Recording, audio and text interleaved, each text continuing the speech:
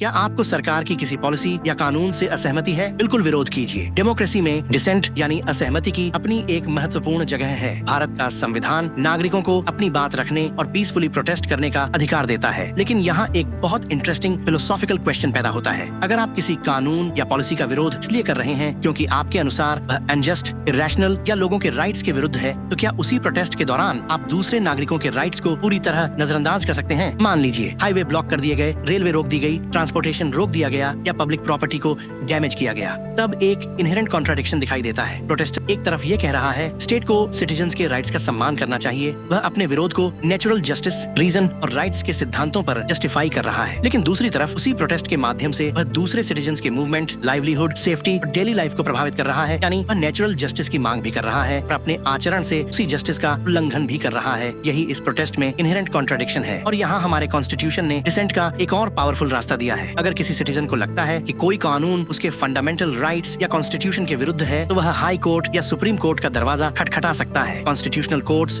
Judicial review के माध्यम से उस कानून की कॉन्स्टिट्यूशनल वैलिडिटी की जांच कर सकती है। यानी एक प्रोटेस्टर स्टेट से असहमति भी व्यक्त कर सकता है, लेकिन साथ ही कॉन्स्टिट्यूशनल सिस्टम पर अपना विश्वास भी बनाए रख सकता है। वह कह सकता है, मैं इस कानून को अनजस्ट मानता हूँ, लेकिन इसका फैसला सड़क की ताकत से नहीं, कॉन्स्टिट्यूशन की कसौटी पर होना चाहिए। और शायद यही डेमोक्रेटिक डिसेंट का सबसे मैच्योर फॉर्म है, क्योंकि एक जस्ट कॉज हर मीन्स को जस्टिफाई नहीं करता। अगर हम चाहते हैं कि स्टेट हमारे राइट्स का सम्मान करे, तो हमें भी दूसरों के राइट्स का सम्मान करना होगा। डेमोक्रेसी में डिसेंट जरूरी है, लेकिन डिसेंट भी कॉन्स्टिट्यूशन के भीतर रहकर किया जाए तो वह केवल विरोध नहीं रहता, बल्कि कॉन्स्टिट्यूशनल फैक्ट का एक्सप्रेशन बन जाता है।